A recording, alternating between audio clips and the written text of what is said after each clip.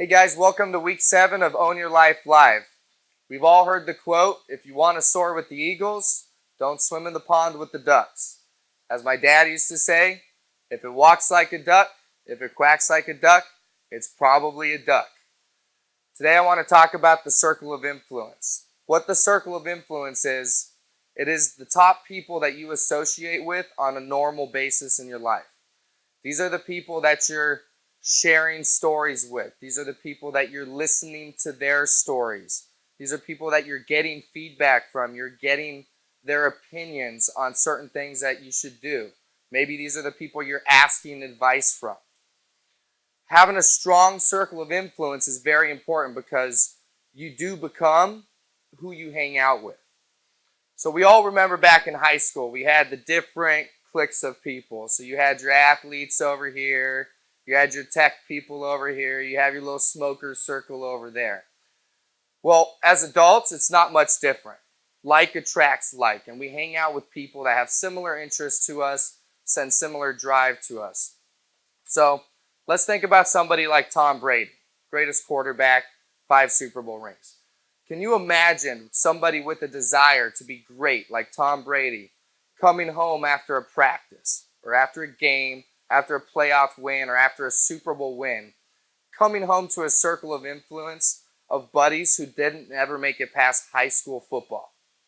Of course not. Somebody that's as great as Tom Brady or has the desire to be great doesn't have a circle of influence of people that doesn't align with what he's trying to accomplish. Someone like Tom Brady is going to have mentors in his circle of influence. He's going to have other quarterbacks, other great quarterbacks that played before him that he can get advice from. He's going to have great coaches and, of course, a couple of great friends that are as obsessed about greatness as he is. So think about your circle of influence. Are the people that you take advice from on the same level, moving in the same direction as you? Because once you hit a point and you want to start growing beyond where you are, it's really interesting that not all your friends are going to support that. And it's not an intentional thing. So like we talked about in week 4 about habits, why is it difficult to grow outside of something that we know isn't the healthiest for us? Our friends want the best for us, so why would they not support this awesome growth that they're witnessing? And it's very simple. It's not an intentional thing, but we're in their circle of influence, which is inside their comfort zone. So if you have somebody in your circle of influence that isn't as encouraging towards your success as you think they should be, don't take it personal. Just understand that that's their comfort zone. And you being in their comfort zone is important for their subconscious mind to keep it that way. Remember, your comfort zone's job is to keep you safe. It's to keep things normal and on track with what you're already doing. As soon as you step out of it and start growing, there's going to be resistance. It might come from you, and it might come from your own circle of influence. All you can do is be aware of that and replace your circle of influence with people that are pushing you in the right direction. And before I get off this segment, I want to make it very clear. I'm not saying that we shouldn't have friends that have all the same goals as us. You shouldn't only have friends that are reaching for greatness. We all have family members, childhood friends that are very important for us to maintain some sort of a relationship with. What I am saying is the people that you're taking direct advice from, the average 5 people that you associate with to grow in your life, you want to choose them very wisely and make sure they're moving you in the same direction as either they're going or the direction you want to go. Thank you.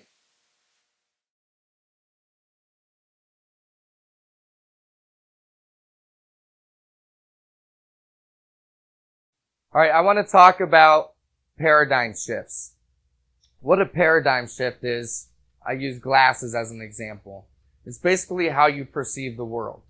So you could have one pair of glasses that when you put them on and look through them, sucks all the color out of the world. Maybe blocks out the sun. It becomes a very dark, dreary place. You have another pair of glasses, when you put those on, everything is very vibrant and colored. There's life again, the sun is shining, and things are good. This is just my example of what a paradigm is. It is how you view the world. It is how you perceive what's going on around you, because there can be two separate people looking at the exact same thing, one with an optimistic attitude, one with a pessimistic attitude, even though they're looking at the same thing. Because of the paradigm that they view the world through, they're going to have a totally different perception on how they interpret it. So last week, the lesson was having an optimistic mindset. This week, the lesson is having a circle of influence that betters the paradigm that you view the world through. Basically, have an optimistic attitude and look at the positive that's out there. So I can hear it right now that people are going to be saying, well, Joe, there's not only good in the world. There is bad in the world. There is hungry people out there. There's uneducated people. There's poverty. There's a lot of bad things going on out there. How can I look at everything through an optimistic paradigm? And I agree with you 100%. So let's separate this. Super successful people absolutely understand that there's bad in the world, but they also understand that focusing on it is not going to move them in the direction to better their lives. The bad out there can actually be a very big motivating factor to become successful, because the ultra successful out there, they make themselves successful by having an optimistic attitude. And once they're in a position and they've built some resources, maybe time and money freedom, now they can actually go out and address the negatives in the world. They can actually go out and make a contribution to making a difference. See, the average person is so focused on the bad, the hungry, the poverty, that they just complain a lot about it, but they're not actually in a position to do anything about it. So the point I'm trying to make here is having an optimistic attitude and accomplishing the goals you need to accomplish to gain the resources you need to. Once you can get that done, now you can truly give back and contribute towards the negatives that you see in the world. But by simply focusing on them, you're not going to ever get yourself in a position to start giving back. Paradigm shifts is the ultimate goal for me in shooting these series.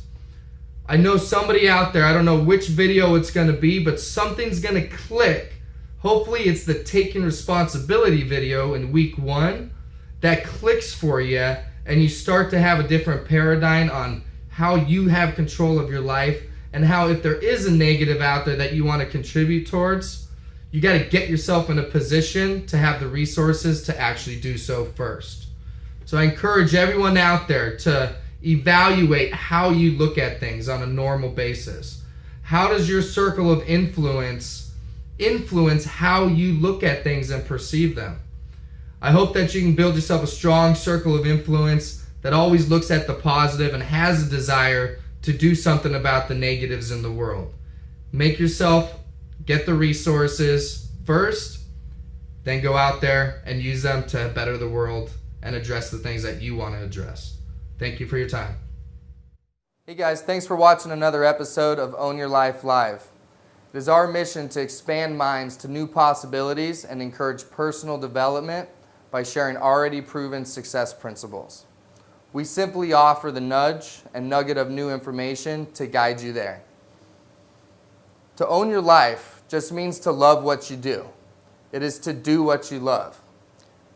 To own your life is to live life with purpose and with excitement for the now, and also with excitement for the future. None of what we share in these videos were created by us. These are success-oriented principles that can go back to the beginning of time. If you went back to Egypt, I guarantee if you studied a success story, the individuals involved are applying these very principles. They were applicable back then, and they are applicable to the Bill Gates of today's time. Thank you for watching. I encourage you to share these videos.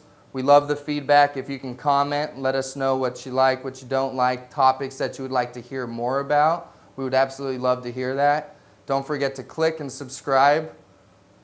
My name is Joe Wagner, and I encourage you to live the life you dream about and dream about the life that you want to live.